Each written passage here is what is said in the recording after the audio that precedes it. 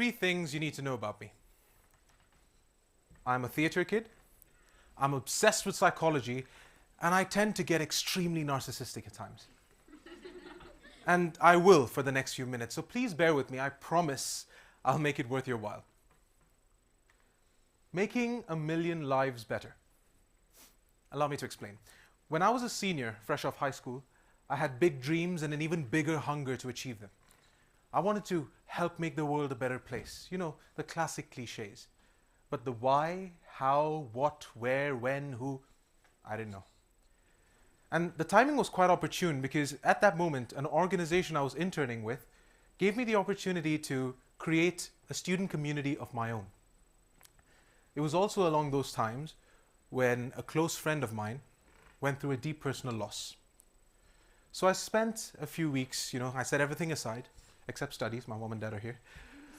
And I set everything aside to make sure that they could feel better. And it was during the course of that action that something struck me, and I rushed back to the organization and told them what I wanted to do.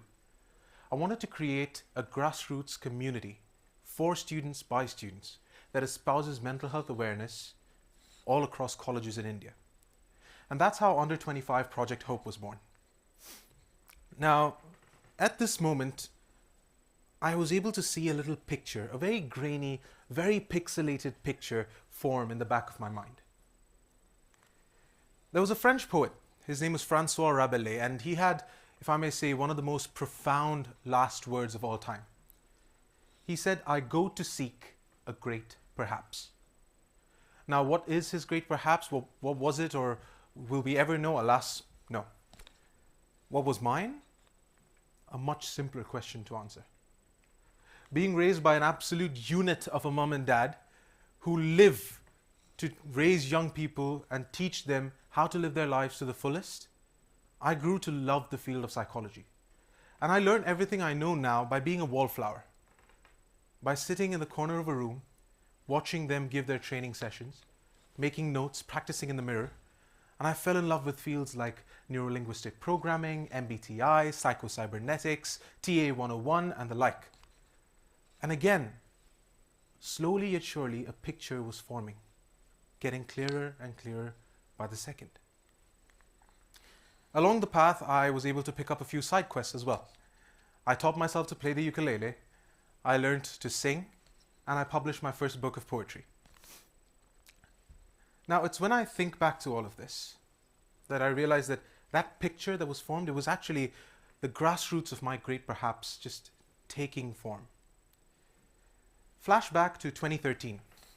It's a swelteringly hot Ramadan afternoon, and my dad drags me into the car, and we drive boundlessly into what seems like nowhere. 40, 45 minutes, 50 minutes, 1 hour, and then we stop in front of what seems like a big shed.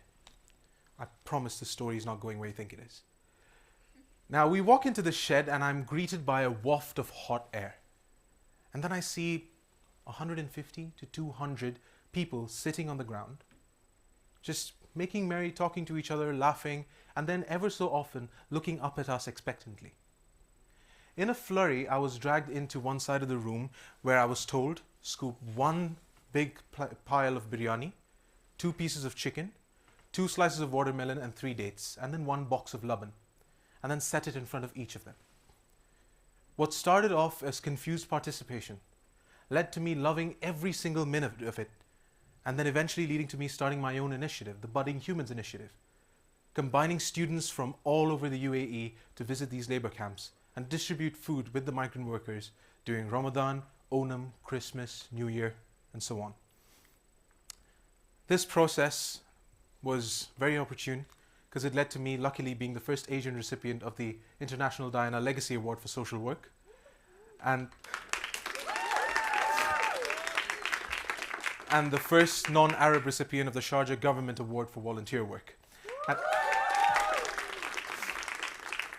Now, it's when I think back to all this that everything was complementing each other, As I speak to you right now, I've given 5 TEDx talks. This is my 6th one.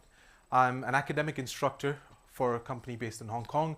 I'm a local advisor to my alma mater, and I'm a DHA certified mental health first aid practitioner. And it's when I think back to all of these things that I realize I finally understood what my great perhaps was: making a million lives better. I want to understand the depths of the human psyche. I want to be able to go in there and find what makes us as humans tick. And then eventually target any and all issues from a mental health, from a psychological point of view. But okay, Amaan, million lives. What happens if or when you achieve that goal? You hit a million lives. Well, in the words of Corporal Desmond Doss, one more. When I hit that goal of 1 million lives, I'll move on to the next one life, and then the next, and the next, and the next. And I think that's the beauty of my great perhaps, the fact that I will never achieve it. No matter how fast I go, I'll always be one step away. And the chase, my dear friends, is exhilarating. So I've told you what the great perhaps is, and now I'm here to stop my narcissistic rant and get on to telling you how we could map, elucidate, and formulate a way to putting this process to work on each and every single one of us, so that we can achieve and, of course, set out to achieve our great perhaps. And for that to happen, there's 3 fundamental truths that you need to reconcile with. The first one being the modified hero's journey. Now, this is a version of the traditional hero's journey. Can I see a show of hands? How many of you are familiar with the traditional hero's journey? All right. So in Joseph Campbell's hero's journey, it's basically a template that authors and screenwriters use to produce the story of a protagonist. Right? And to make it easier to explain, I'm going to be mapping it to the story of my favorite musical, arguably the greatest of all time, Hamilton. Right? So let's start with the traditional hero's journey. In this, you see that our protagonist is initially in the ordinary world, right? And then they face a call to adventure, which they refuse. And of course, we don't need any more adventures in our lives, guys. Assignments are coming up next week as well, right? So this person, they refuse the call to adventure. And then they are met with a mentor. They meet a mentor, or they meet some sort of supernatural calling. In the case of Alexander Hamilton, the mentor could be George Washington. It could be the voice saying, Alex, you've got to fend for yourself, right? And then this leads to them crossing the threshold into a world of pain. Trials, tests, tribulations. Friends become enemies, like Aaron Burr.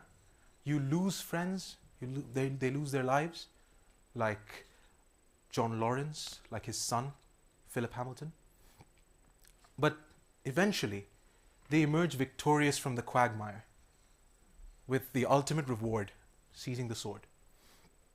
Then they proceed to trudge back into the ordinary world, crossing the threshold yet again with the elixir. At this point, they are now a legend, and their story will be told for generations to come. So that's the traditional hero's journey. As you can see, it's a loop. But with your permission, I'd like to amend it a little bit. I'd like to make it a spiral, wherein once you return with the elixir, you don't just start anew or just retire. No, you become the mentor to a new adventurer. And then they become the mentor to the next adventurer, and the next, and the next. It just spirals all the way down, turtles all the way down. Right?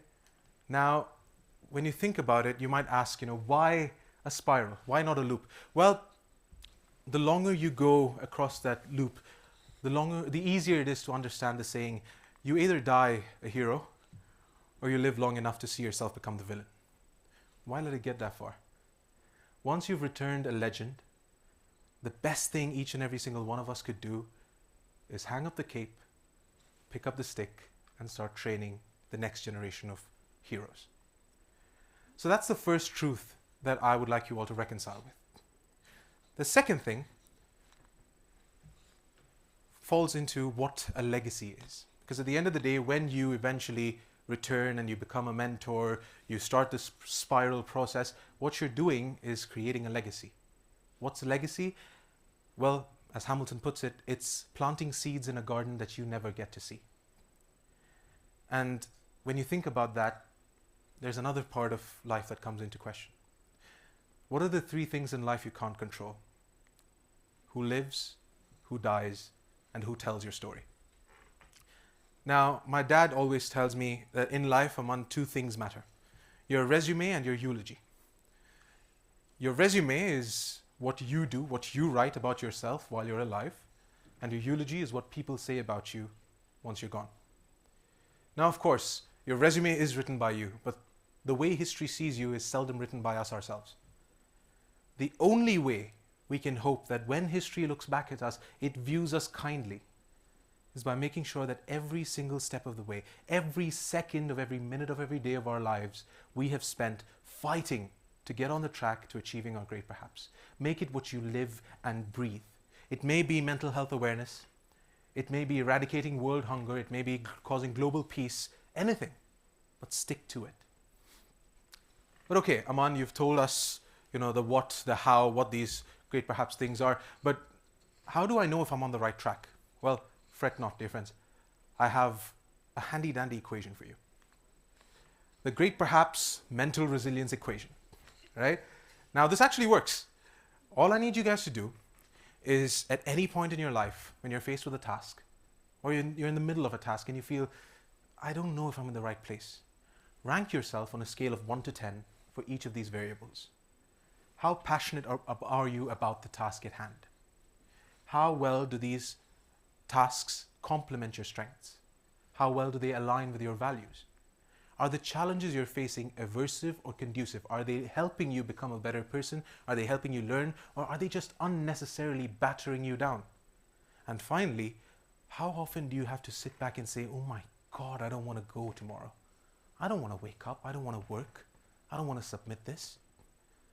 So you rank yourself on a scale of 1 to 10 at any point in life on these metrics, and you'll get a ratio. The usual range is about 1.5. If the value you're getting gets dangerously close to that number, guys, I have news. It's time for you to step back and reprioritize, because it means one of 5 things. Your passion for the task is dwindling. Your strengths don't complement the task. Your task isn't aligned with your values. The challenges aren't conducive anymore, and you're not taking care of yourself. Now, those are the 3 truths that I wanted to reconcile with.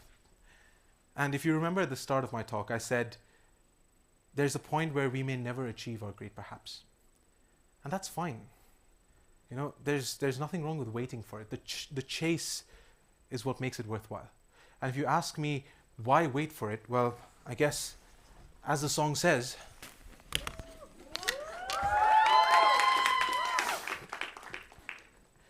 death doesn't discriminate between the sinners and the saints.